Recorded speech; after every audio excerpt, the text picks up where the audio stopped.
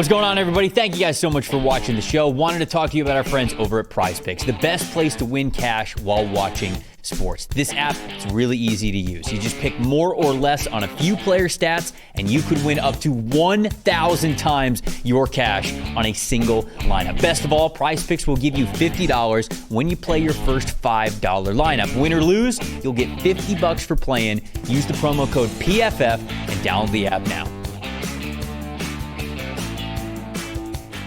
So let's start with the team that started us off here at number 1 overall. Cam Ward. It goes number 1 overall to this team, so their first-round pick there. Femi Oladejo, the edge rusher from UCLA, in the second. Third round, they get Kevin Winston Jr. Fourth round, they had 3 selections. Chimere Dike, the wide receiver from Florida. Gunnar Helm, the tight end from Texas. And then Alec Iomaner, the wide receiver from Stanford. Fifth round, they go with Sacramento State guard Jackson Slater, who I think is probably going to be a center at the NFL level just because of lack of length, but interior offensive lineman there nonetheless. And then in the 6th round, cornerback Marcus Harris, and then running back Khalil Mullings as those two 6th round picks. Our staff gave the Tennessee Titans an A.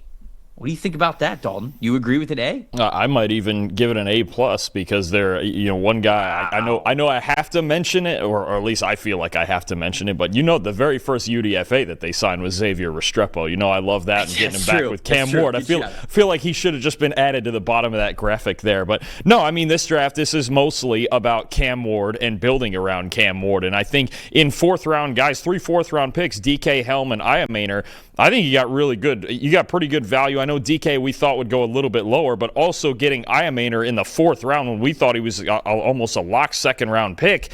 I think you've got open competition at receiver. Love that. Those 2 guys, Restrepo, they brought in Van Jefferson. We know Calvin Ridley's a lock, obviously, so number 1 guy, but I think that's what it's going to be about, is just who emerges as the primary weapons. They spent a lot of money on Dan Moore Jr. in free agency, fixing up the offensive line. I think they're moving J.C. Latham back to the right side, see if he's more comfortable over there. So the O-line was taken care of in free agency.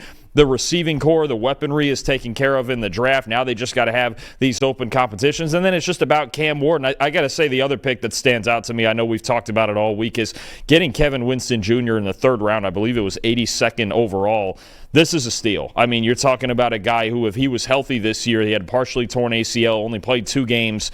If he was healthy, he may have been a late 1st-round pick this year, and to get him on the back end of your defense, I've mentioned it, I think he's the best tackler in the entire class at any position. He's got instincts down near the line of scrimmage as good as any safety in this draft. He's got to work on it, got to get more experience in coverage, especially if he's going to play back deep, but I think Winston's a fantastic value in the 3rd round. But this draft is about Cam Ward surrounding him with weapons and Brian Callahan building this offense the way he wants to. Yeah, I can see why the staff gave this one an A.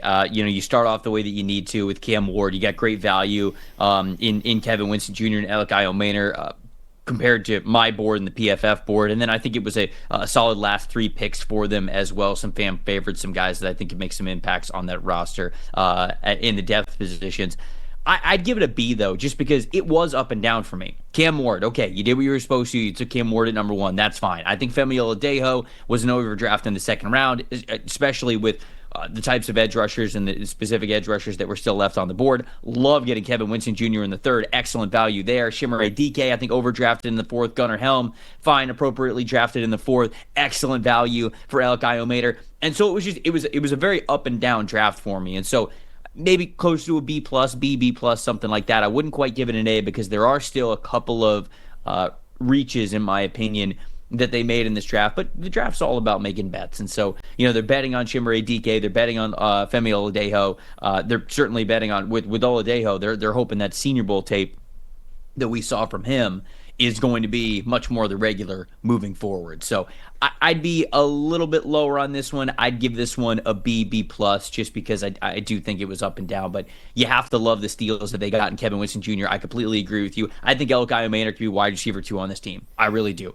There are some catching concerns with him, but he also has some incredible contested catches, right? And so the drops aren't always a stable metric like I think that some people make them out to be. I think that drops can be improved upon, and there's a reason why every year I think that it's viewed as that unstable metric for us, because some years it could be fantastic, some years you could have a handful of drops, and for Iomaner, he at least shows me that he can make strong contested catches.